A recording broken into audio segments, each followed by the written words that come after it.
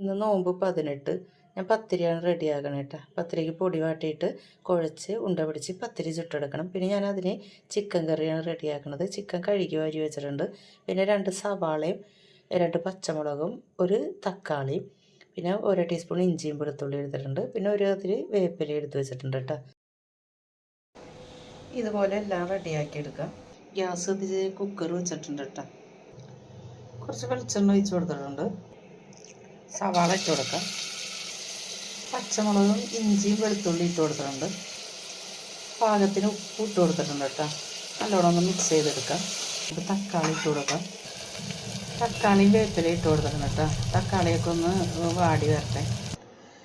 സവാളയും തക്കാളിയൊക്കെ വഴന്ന് വരുന്ന സമയം കൊണ്ട് ഞാൻ 2 ഉരുളക്കിഴങ്ങ് തുണ്ടൊക്കെ കളഞ്ഞെടുത്തിട്ടുണ്ട് കേട്ടോ. ഇത് നമുക്ക് ചിക്കൻ കറിയിലേക്ക് ഇട്ട് കൊടുക്കണം.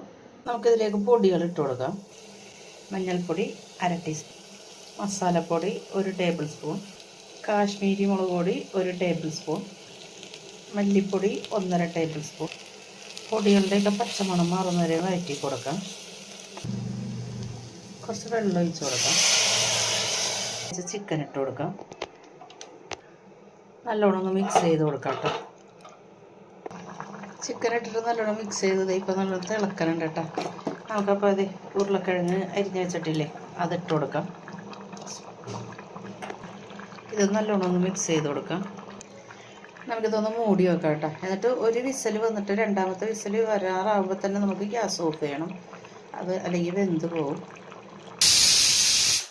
ചിക്കൻ കറി വെച്ചതിൻ്റെ എയറൊക്കെ പോയി കഴിഞ്ഞപ്പോൾ ഞാൻ തുറന്ന് എന്നിട്ട് നല്ലോണം മിക്സ് ചെയ്ത് കൊടുത്തിട്ട് പിന്നെ കുറച്ച് മല്ലിയിലയും വേപ്പിലയും ഇട്ട് കൊടുത്തിട്ട് മൂടി വെച്ചതാണ്. അപ്പം ചിക്കൻ കറി റെഡി ആയിട്ട് ഇന്നലെ എടുത്ത് വെച്ച ചിക്കൻ കട്ട്ലേറ്റ് ഇല്ലേ അത് ഞാൻ പുറത്തെടുത്ത് വെച്ചിട്ടുണ്ടായി. നമുക്കിതൊന്ന് ഫ്രൈ ചെയ്തെടുക്കാം. ഞാൻ ഒന്ന് മറിച്ചിട്ട് കൊടുത്തിട്ടുണ്ട് കേട്ടോ. നമുക്ക് കോരി മാറ്റാം. അങ്ങനെ കട്ട്ലേറ്റ് റെഡി ആയിട്ടുണ്ട്. നമുക്കിനി തണ്ണിമത്തൻ അരിഞ്ഞെടുക്കാം കേട്ടോ. മുന്തിരി വേവിച്ച് വെച്ചതാണ്. നമുക്കിതൊന്ന് അരിച്ചെടുക്കാം കേട്ടോ.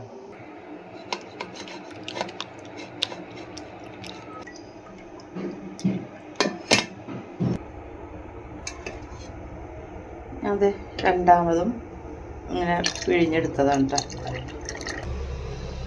പിഴിഞ്ഞെടുത്തത് ഇങ്ങനെ കയ്യിലോട്ട് ഇങ്ങനെ ഞെക്കി എടുത്തതാണ്. ജ്യൂസ് റെഡി ആയിട്ടുണ്ട് കേട്ടോ. നമുക്കിതൊന്ന് ഫ്രിഡ്ജിലേക്ക് വെക്കാം. ചെറുതായിട്ട് തണുത്ത് വരട്ടെ.